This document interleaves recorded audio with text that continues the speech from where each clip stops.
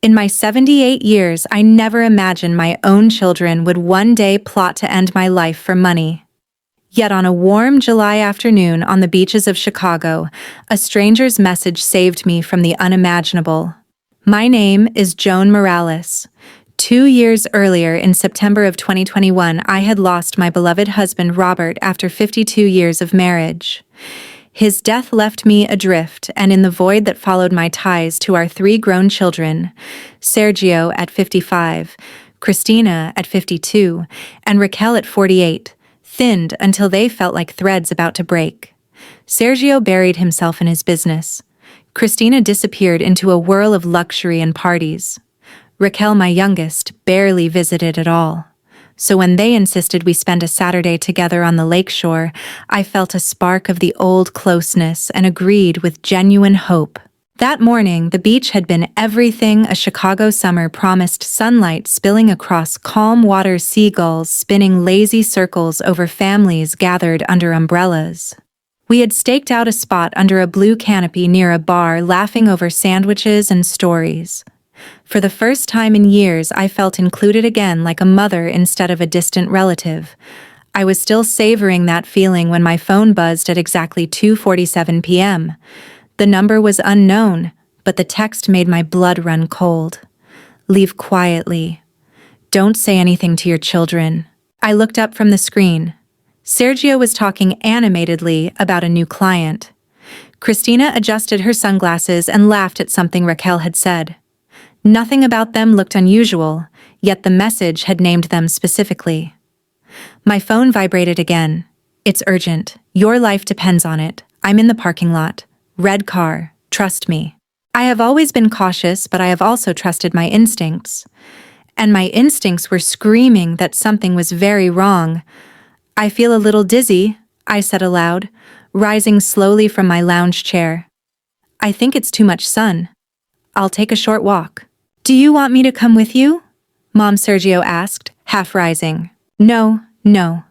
I just need to cool off, I answered with a smile I hoped looked natural. Christina called after me. Be careful, Mom, don't go too far. Her tone full of concern that might have been genuine or something else. I walked toward the parking lot as casually as I could manage my mind racing.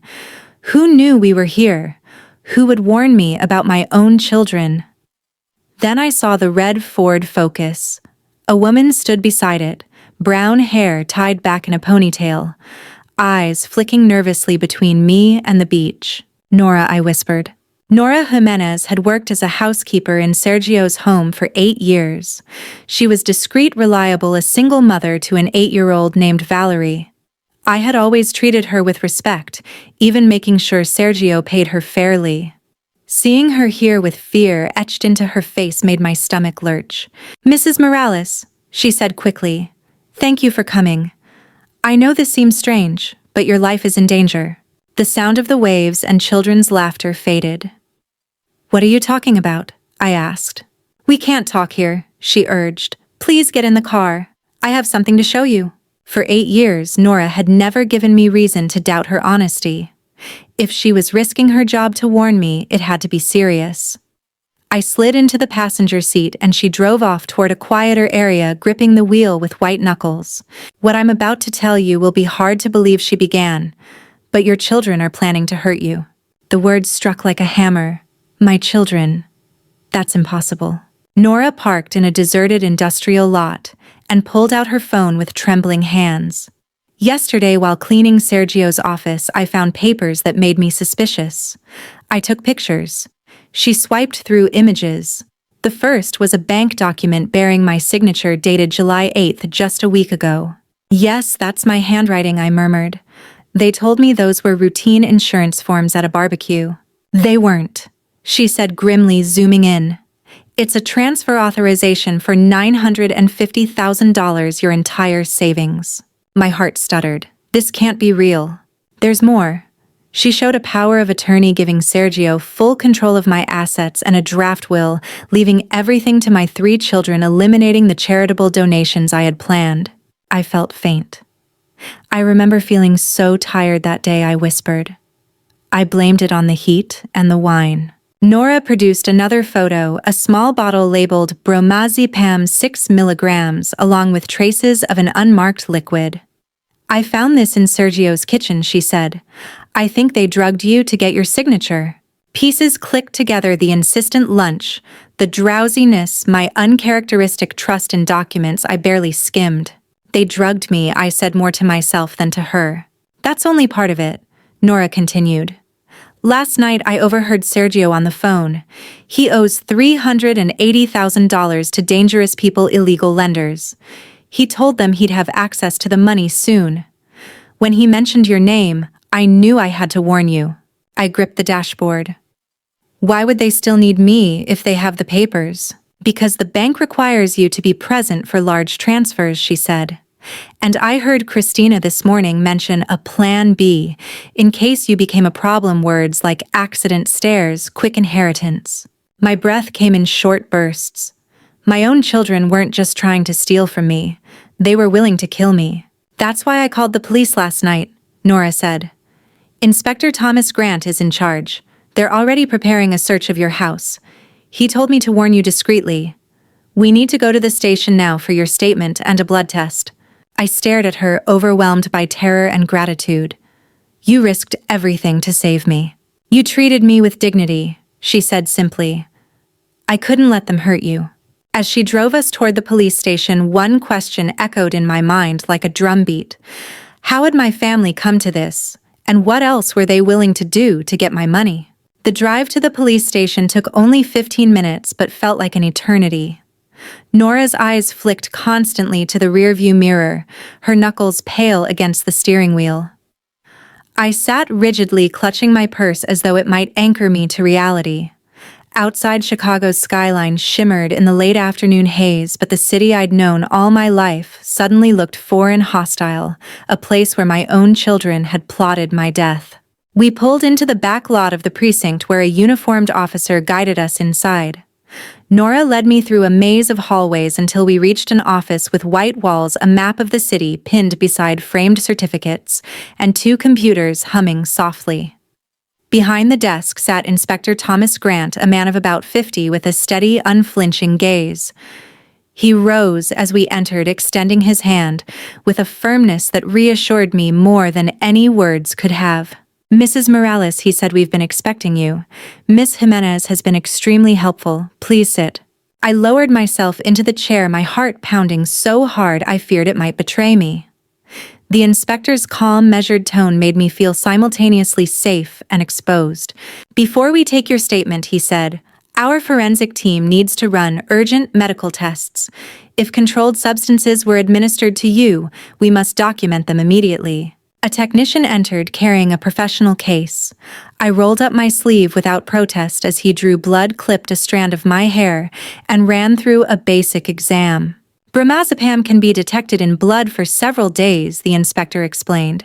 "Some metabolites persist in hair for months. We'll know soon what was in your system." Nora remained at my side, her presence steadying me. "I've seen the photos Miss Jimenez provided." The inspector continued, glancing at the file on his desk. "We've already secured warrants to search your children's residences and freeze their bank accounts. Teams are executing those searches now while they're still at the beach." His efficiency astonished me. In less than 24 hours, Nora's call had triggered a full-scale operation. "What will happen when my children return and find the police in their homes?" I asked softly. "We've timed the searches to minimize confrontation," he replied. "But we need your help with a crucial step. The documents and photos give us a strong case, but a good lawyer might argue you signed them willingly. Recorded confessions would make the case ironclad. We're proposing a controlled operation tonight." Controlled operation? The words tasted strange in my mouth. "You'd return to Sergio's house as if nothing happened," he said, leaning forward. "We'd equip you with hidden recording devices. If your children admit their plan in conversation, we'll have irrefutable evidence of fraud and attempted murder." My stomach twisted. The thought of going back into that house, smiling at faces I now saw as predators, terrified me. "Isn't there another way?" "Time is not on our side," he said gently. "They're under extreme pressure from violent lenders. If they don't get the money in the next few days, they could act in desperation. This is the safest moment to act with police surrounding you. Nora touched my arm. I'll be there, Mrs. Morales. I won't let anything happen to you. I can make sure you don't drink or eat anything they offer. The inspector nodded. She'll be our official collaborator. We'll have rapid response units within a 2-block radius. If you press this device, he held up something that looked like a pen, we'll intervene in under 90 seconds. I stared at the pen. 90 seconds could be the difference between life and death. Yet I also felt a flicker of resolve. For 2 years, my grief had left me passive dependent. Now, if I didn't act, I might be dead within days. All right, I said finally. But if anything goes wrong, you intervene immediately. No waiting for the perfect recording. You have my word, the inspector replied. He led us to a meeting room where a young sergeant with an athletic build laid out several devices on the table. Mrs. Morales, the sergeant, explained this button microphone records audio within 15 feet. This GPS transmitter in your belt lets us track you in real time. And this, he handed me a pair of glasses, contains a micro camera streaming directly to our command center. We'll see what you see. Officer Ruiz, a communications expert, showed Nora a modified cell phone. Press 1 for all clear, 2 for caution, 3 for immediate intervention. I ran my fingers over the devices, feeling their tiny weight like pebbles in my palm. They were my lifeline, and also my bait. The inspector unfolded aerial photographs of Sergio's neighborhood marking surveillance points. We'll have 6 agents in 3 unmarked vehicles, a delivery van across from the park, a car at the corner, and a motorcycle on the back street. All exits covered, Nora added quietly. I'll tell them you felt unwell at the beach and insisted on coming here so they could take care of you. They know my discretion, they won't suspect. What kind of conversation should I have? I asked. Express worries about your will or your savings, the sergeant suggested. If they think you're confused or second-guessing documents, they'll try to reassure you. That's when we get admissions. I nodded slowly. And if they suspect? Stay calm. Press the device. We'll do the rest, the inspector said. As they fitted me with the button mic and belt transmitter, a mix of terror and determination settled in my chest. I had raised my children to believe in honesty and loyalty. Now I was preparing to help send them to prison. It was 7:15 p.m. when the final checks were complete. You and Miss Jimenez will arrive at Sergio's house at 8:00 p.m. Exactly, the inspector said. We'll be ready. I adjusted the glasses, feeling their unfamiliar weight. In less than an hour, I would face my children not as their mother, but as the witness to their betrayal. At exactly 8:00 p.m., Nora slowed her car in front of Sergio's 2-story brick house, its manicured garden glowing under porch lights. On any other night, the warm glow spilling from the living room would have felt welcoming. Tonight, it looked like the stage for a deadly play. My heart pounded so violently I feared the hidden microphone would catch its rhythm. I touched the emergency pen in my pocket, then adjusted the glasses with the micro camera. Remember, Nora whispered, I handle everything you eat or drink. Act natural. Let them talk. The door opened before we rang. Sergio appeared, arms-wide voice loaded with false relief. Mom, thank God you're okay. We were worried when you disappeared from the beach. He hugged me, the gesture once comforting, now alien, almost predatory. Nora found me dizzy near the parking lot, I said, reciting the script. I felt confused. Probably too much sun for someone my age.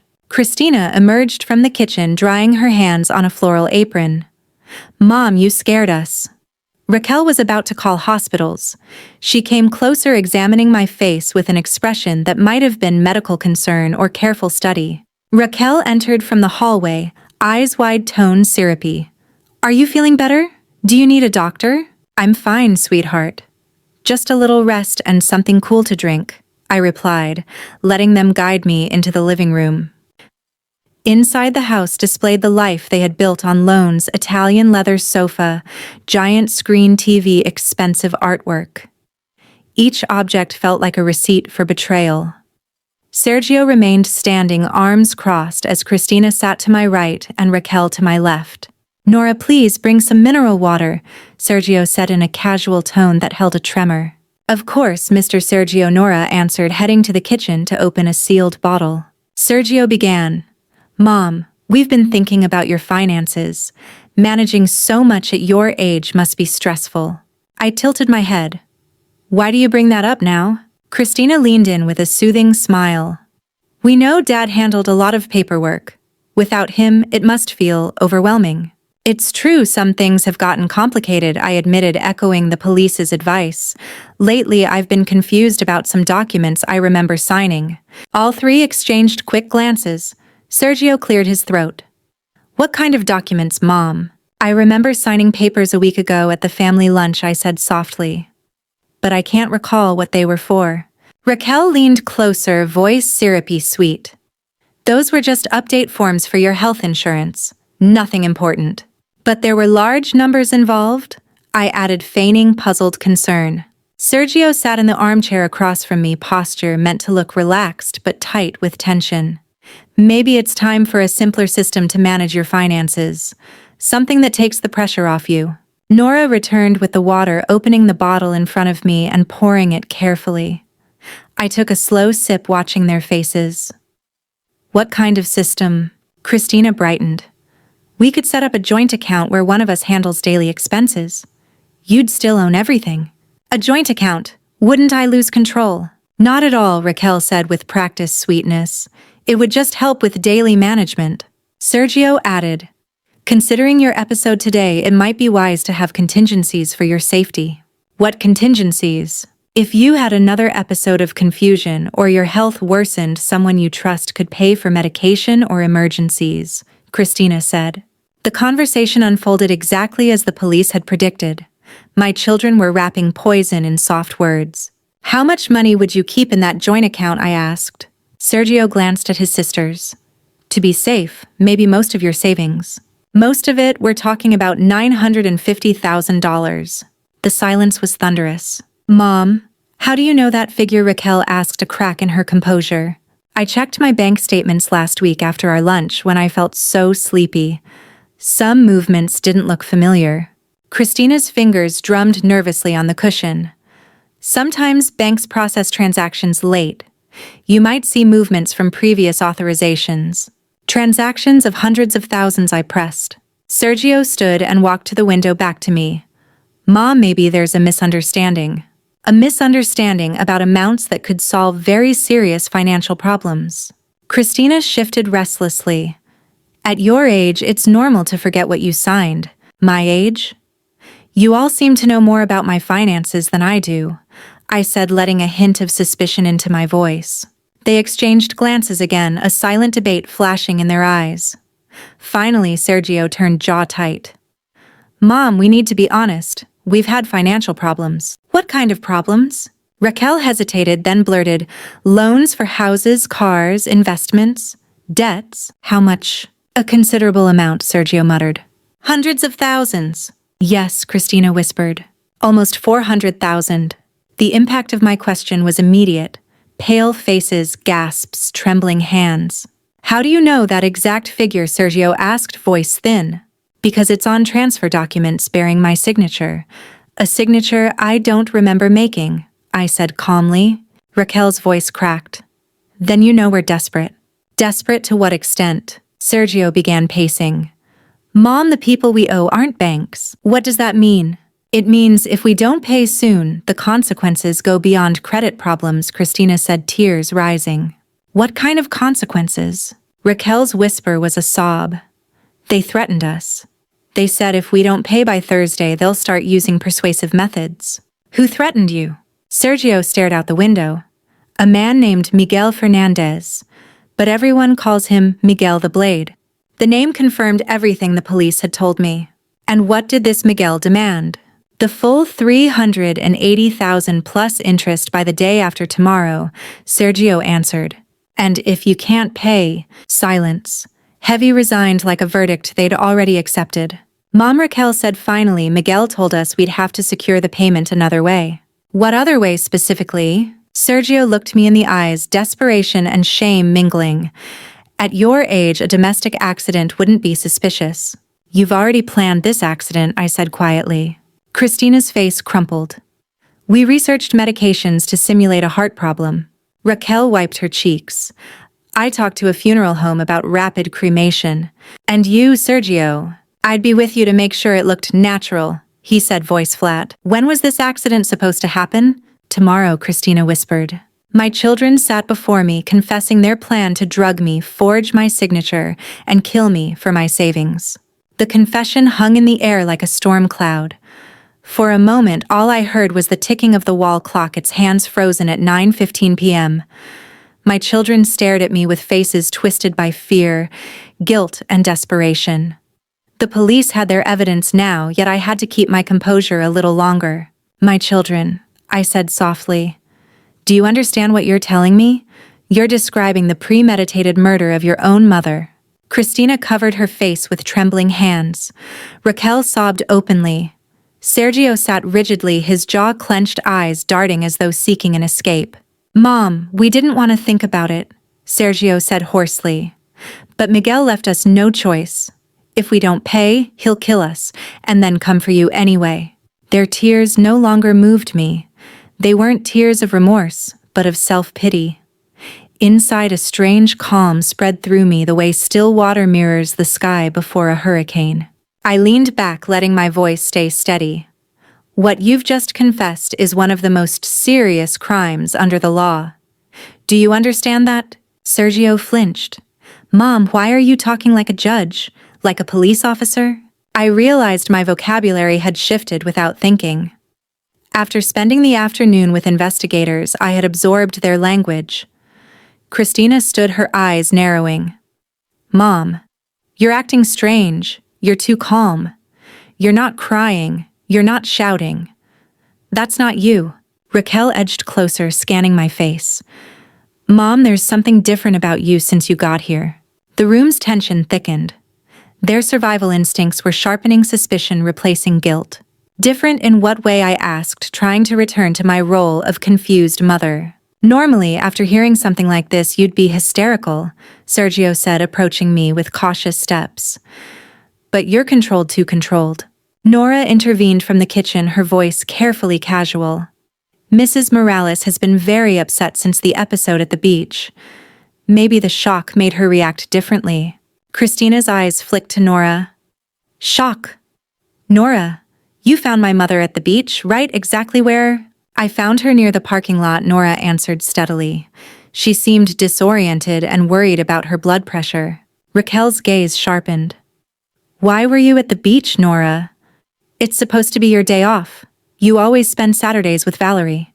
I took Valerie to the beach, Nora said, but her voice wavered slightly. Sergio moved closer to me, studying me with a predator's focus. Mom, something doesn't add up. You vanish from the beach. You return hours later with Nora, who just happens to be there. Now you're interrogating us about our debts using legal terms. You react to our confession like an investigator. And he reached out suddenly, fingers brushing my shirt. You're wearing a different blouse than you had this morning. My heart skipped. During the preparation at the station, I had changed shirts to fit the devices. That tiny detail now threatened everything. I changed because the other was sweaty from the sun, I said, forcing a weak smile. Where did you get this new shirt? I don't recognize it. Christina pressed, voice rising. Before I could answer, Sergio's hand slid down my blouse, patting expertly.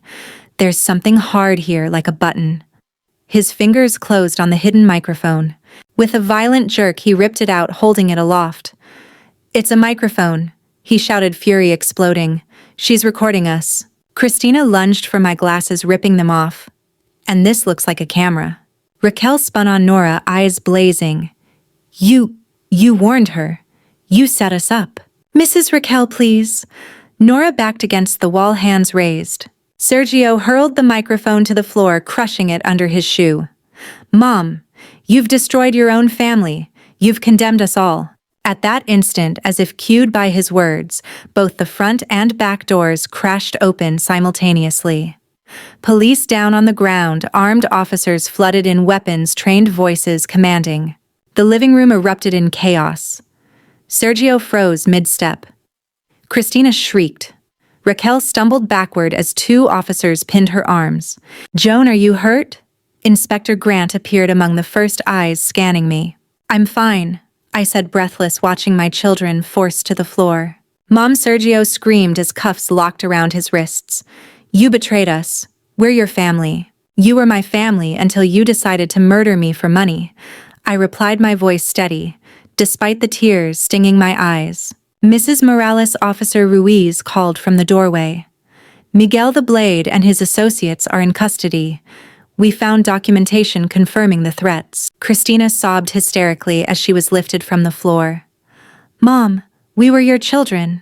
How could you do this?" "You were my children until you plotted my death," I said. Raquel glared at me as officers escorted her out. "You'll regret this. Family protects each other." "Family doesn't poison their mother," I answered. Nora stepped to my side, trembling. Sergeant Lopez approached her. "Miss Jimenez, your courage saved a life and dismantled a criminal network. You'll have protection until the legal process is over." I stood in the wreckage of the living room, heart hammering, as my children were led away in separate police vehicles. Relief mingled with devastation. I had saved my life, but lost my family forever. The following months were a blur of court dates, statements, and revelations. On August 15, 2023, the district attorney filed formal charges against Sergio, Christina, and Raquel, attempted first-degree murder, conspiracy, and fraudulent administration of another's assets. In the county courthouse's dark-paneled chamber, I testified against my own children as they sat in prison uniforms, their faces flickering between shame and resentment. The prosecutor, Linda Carmen, presented the devastating recordings from that night. Jury members shuddered hearing my children calmly plan my death. Defense lawyers argued duress and family tragedy, but the evidence was overwhelming: audio, video, WhatsApp messages, and forensic proof of the drugs in my blood. Nora testified too, recounting each risk she took to warn me. Mrs. Morales was the only person who treated me with dignity, she told the jury, voice steady. I couldn't let her be murdered by her own family. Her words moved even the sternest faces in the room. I sat through it all, heartbroken but resolute. Forgiveness in my heart didn't erase the need for justice. The courtroom was silent the morning the verdicts were read. Sunlight streamed through high windows, catching on the dark wood paneling like molten gold. My children sat at the defense table in identical uniforms, hands clasped, eyes down. When the presiding judge announced the unanimous guilty verdicts, attempted first-degree murder, conspiracy, fraudulent administration of another's assets, and unlawful administration of controlled substances, the words echoed like bells tolling the end of a long, harrowing chapter. Each was sentenced to 15 years in prison with no parole before 10 years served. Miguel the Blade Fernandez received 18 years for leading the criminal organization, his associates 12 each for aggravated extortion and threats. Relief washed over me, yet it was braided with grief. My children were gone, not physically, but morally, spiritually. When Sergio shouted from the defendant's box, "Mom, one day, you'll regret this. We're your only family," I turned to him one last time. "My family died the night you decided to kill me," I said quietly. "The criminals going to prison today just happened to have my children's names." The months after the trial were strangely still. For the first time in years, I could sleep without fear, open my mail without dread, answer the phone without bracing for manipulation. In January 2024, I began to rebuild my life from the ashes of betrayal. The first decision I made was to legally formalize the new bonds that had saved me. On February 15th, accompanied by my lawyer, I created a family trust that guaranteed Nora and her daughter Valerie a secure future, a full educational fund for Valerie from primary school through postgraduate study, and a lifelong security fund for Nora. When I handed her the papers, Nora's eyes filled with tears. "Mrs. Morales, this is too generous. We never expected anything." "That's exactly why you deserve it," I said, hugging her. "You saved my life, expecting nothing. Now I want to make sure you have the opportunities my biological children squandered." Valerie, now 9, began calling me Grandma Joan without prompting. Her bright curiosity and kind heart became a daily reminder that family can be chosen. On Tuesdays and Thursdays, I took her to piano lessons. On Saturdays, we swam together at the yacht club. On Sundays after church, we visited museums or parks talking about her dreams. "I want to be a doctor like the one who took care of Mom when I was sick," she told me one spring afternoon. "But I also love music. Can I be both?" "Valerie," I said, handing her an ice cream, "you can be anything your heart and hard work allow. This trust will give you opportunities many children don't have, but it's your choices and dedication that will make them real." My spiritual life deepened too. Father Anthony, who had guided me after Robert's death, encouraged me to use my experience to help others. We developed the Rose Center for Senior Support, named in my husband's memory. By May 2024, I had acquired a 3-story building near the parish and spent 4 months renovating it into a warm, functional haven.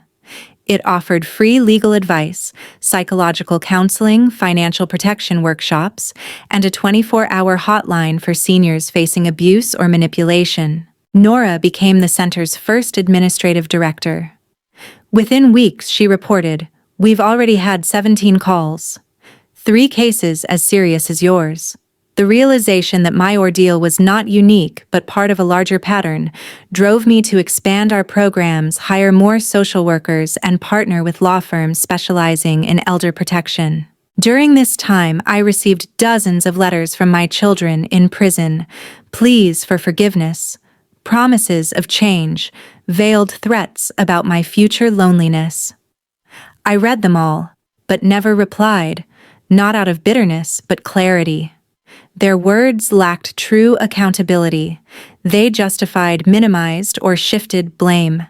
In October 2024, Christina tried to manipulate me by invoking Robert's memory. "Mom, Dad would be devastated if he knew you'd rejected your children. He always believed in forgiveness." That letter hurt the most.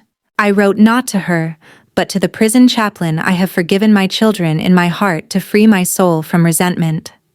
But forgiveness does not erase legal consequences, nor does it require me to restore relationships with people who proved willing to commit murder for financial gain. By December 2024, 3 years after Robert's death, my life had transformed. We held a celebration at the Rose Center to mark its first 4 months. We had already helped 112 seniors, prevented at least 6 serious cases of family financial abuse, and provided legal and emotional support to dozens more. Valerie, now 10, stood at my side holding a bouquet. Nora introduced me to the crowd as the woman who turned her darkest day into a beacon for others. Looking out at the audience, faces lined with age but lit by hope, I felt something I hadn't in years: peace. My children's betrayal had nearly destroyed me, but it also stripped away illusions and showed me where true loyalty lives. I had learned that family is not only blood, it is the people who protect you when you're most vulnerable, who act with integrity even when no one is watching. As the crowd applauded, I squeezed Valerie's hand. "Some grandparents are lucky enough to choose their grandchildren," I whispered. "Some grandchildren are lucky enough to choose their grandparents. We chose each other." That night, writing in my journal, I summed up the lesson of my ordeal: love, without boundaries, can become a weapon in the wrong hands. To protect others, you sometimes have to choose justice over blood. Forgiveness frees your heart, but boundaries protect your life. If my story moved you, share it with someone who might need to hear it. Like this video if it gave you hope, subscribe to our channel for more real stories, and tell us in the comments what lessons you've learned about family and trust. Together we can shine a light on hidden dangers and help others find safety and strength.